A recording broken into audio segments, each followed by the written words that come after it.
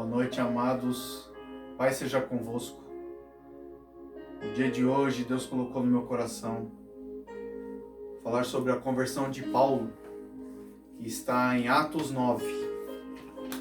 A partir do versículo 1, vamos ler. E Saulo, respirando ainda ameaças de morte contra os discípulos do Senhor, dirigiu-se ao sumo sacerdote e pediu-lhe cartas para Damasco, para as sinagogas, a fim de que se encontrassem alguns daquela seita, quer homem, quer mulheres, os conduzisse presos a Jerusalém. Amém? Amém. Glória a Deus. Pai eterno, em nome de Jesus. Fala conosco, Pai. Vem nesta noite, Papai. Traz a paz para aqueles que precisam, Senhor. Traz luz, Papai, para aqueles que estão na escuridão, Senhor. Ô, Senhor, coloca o direcionamento para aqueles que querem ter uma direção certa, Pai, em nome de Jesus. Senhor, tira, Pai, do laço da morte aqueles que estão, Papai, enroscados nesse laço, Pai, em nome de Jesus. Ô, Senhor, livra, Papai, as pessoas que estão angustiadas nesse momento, Pai. Ô, Papai, eu creio que a Sua palavra é libertação, a Sua palavra é cura, a Sua palavra nos traz, Pai, a luz que precisamos, Pai. A Sua palavra nos traz a paz que precisamos, Senhor. Obrigado, Senhor. Amém. Então, aqui já começando nesse versículo 1 e 2, né? Saulo, ele era um homem que entendia muito, né? Estudante, né? Ele era um cara, ele era escriba, né? Então ele estudou a palavra de Deus, estudou os pergaminhos, né?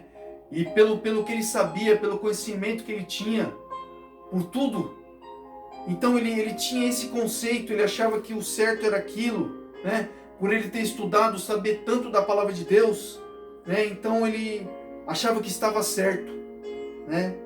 E ele vai e pede às autoridades, né, para trabalhar conforme a palavra que ele achava que seguia, e pediu para as autoridades, pediu cartas para Damasco, né, para as sinagogas, né, a fim de que a carta estava dizendo lá que se ele encontrasse alguém, para eles era uma seita na época, né, os cristãos, né, que estavam querendo se juntar para buscar a Deus, né? Para eles eram pessoas que estavam no caminho errado, para ele, né? Por ele ter estudado muito a Bíblia, né?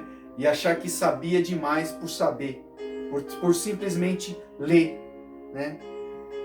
E aqui no versículo 3, está escrito assim: indo no caminho, aconteceu que, chegando perto de Damasco, subitamente cercou um esplendor de luz do céu.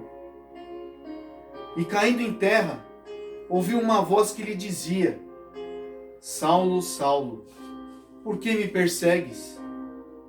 E ele disse: Quem és, Senhor?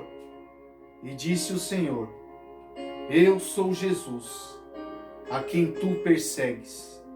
Dura coisa te é dar coices contra os aguilhões. Oh, glória a Deus, aleluia.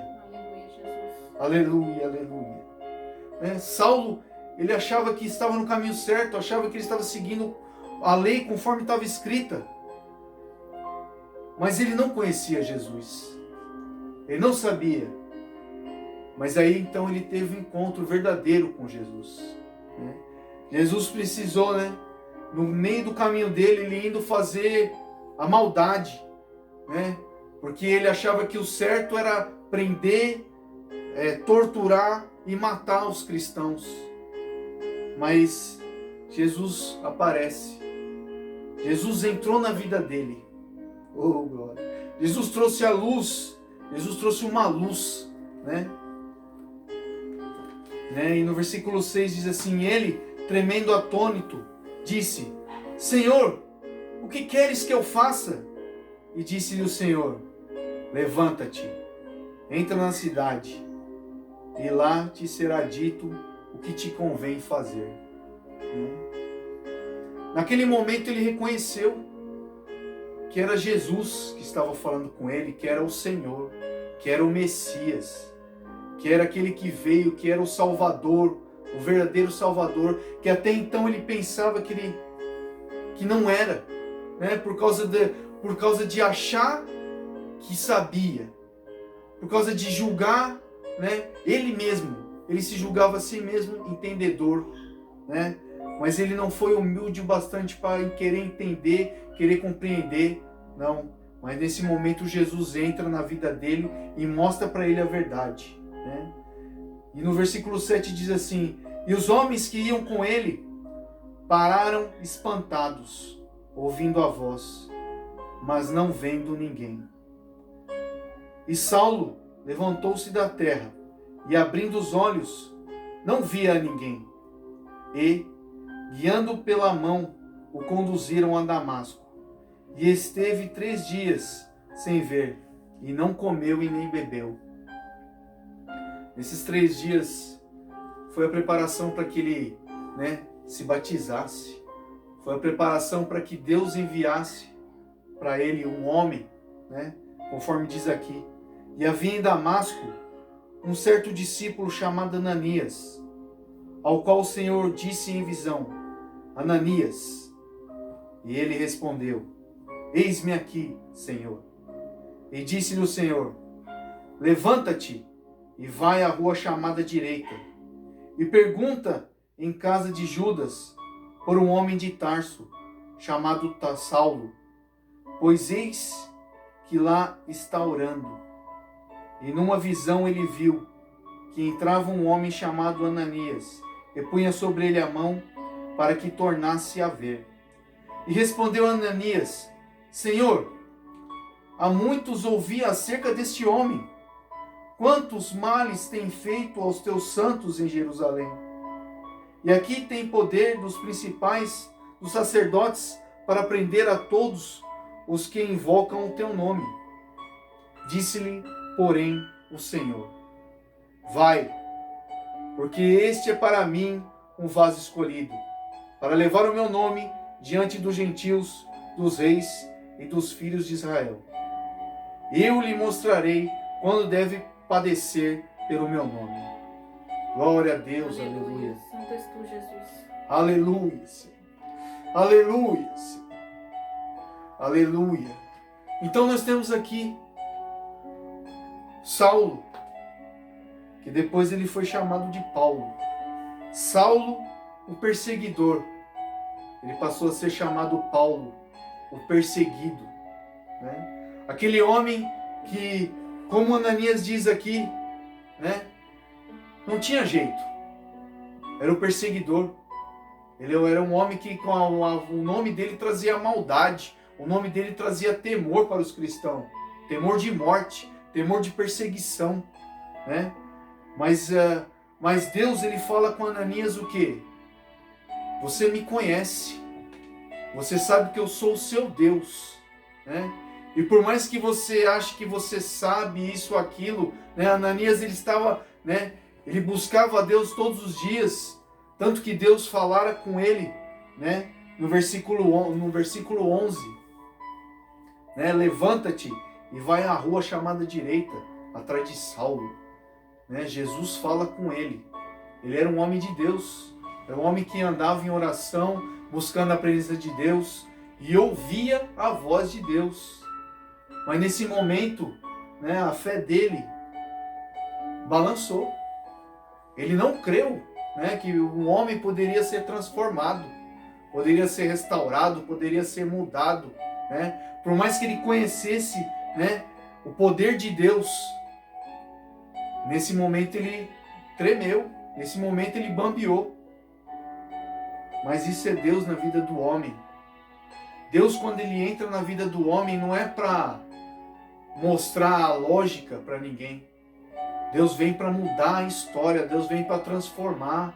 O nosso Deus é um Deus de transformação, é o Deus do impossível, é o Deus que faz acontecer as coisas que você não crê, porque é acima, né, em cima das coisas impossíveis que ele gosta de trabalhar. O nosso Deus é o Deus do impossível, é o Deus que realiza milagre. Cabe a nós crer, cabe a nós confiar no Senhor, cabe a nós enxergar lá na frente a vitória que Deus tem nos dado, né? Enxergar com nossos olhos da fé e ver a mão de Deus sobre a nossa vida, em todo momento, cuidando, né? Nos cuidando como um filho, né? Como uma criança, no colo, nos dando atenção, nos corrigindo onde precisamos, né? Nós precisamos saber, nós precisamos querer entender, nós precisamos ter sede para buscar a presença de Deus na nossa vida, em todo momento, porque Ele está à porta, Ele bate à porta do seu coração, e Ele espera que você abra o seu coração, que você deixe Ele entrar. Oh, aleluia! Ele quer estar com você, Ele quer morar com você, mas nós devemos confiar, nós devemos, em todo momento, devemos analisar as Escrituras e observar as ações de Jesus, né? Observar como Ele age e buscar essa atitude para a nossa vida, né? Atitude de fé, de confiança, uma atitude de vencedor, né? Porque em Cristo somos mais que vencedores.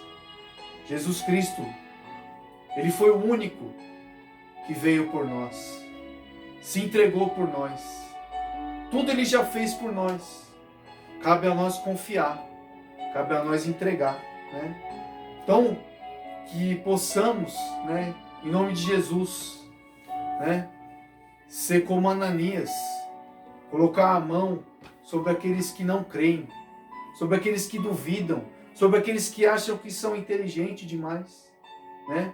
Colocar a mão sobre eles, para que eles vejam a verdade de Deus sobre a vida deles. Porque todos nós temos um caminho programado por Deus, né? Cabe a nós seguir, cabe a nós obedecer, porque é um caminho de amor traçado já. O caminho de Deus é um caminho de amor que já está traçado em nossa vida. Então devemos se apartar do caminho mau, né? Do caminho da escuridão. Aleluia. Devemos buscar seguir a fazer a vontade de Deus em todo momento, né? E como Ananias, que se um dia ele pensou que ele era um verdadeiro cristão, e ele precisou crer mais no poder de Deus.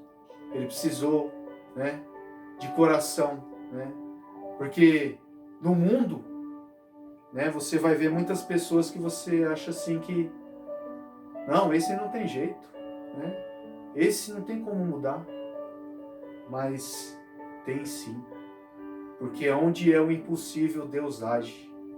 Onde é o poder da escuridão predomina, o poder da luz de Deus vai vir e vai se sobrepor, vai abençoar, vai encher, oh glória a Deus, da sua luz, da sua unção, né? Basta crer e confiar no poder de Deus sobre a nossa vida. Deus, Ele tem cuidado de você, Deus, Ele tem te abençoado, né? E talvez, se Ananias não confiasse, se Ananias não acreditasse, né, poderia ter mudado tudo, né? Mas eu sei que Deus tocou no coração dele, né, aumentando a fé dele, né? E que nessa noite, em nome de Jesus, Deus venha tocar no seu coração e aumente a sua fé, né? Para você crer verdadeiramente que aquele Deus que no passado grandes milagres fez, grandes coisas fez, ainda faz hoje, ainda faz a transformação hoje. Nós precisamos crer, nós precisamos orar, glória a Deus, nós precisamos buscar mais, nós precisamos orar mais, nós precisamos orar pelos nossos dirigentes, pelos nossos políticos, pelo mundo todo, nós precisamos orar, né?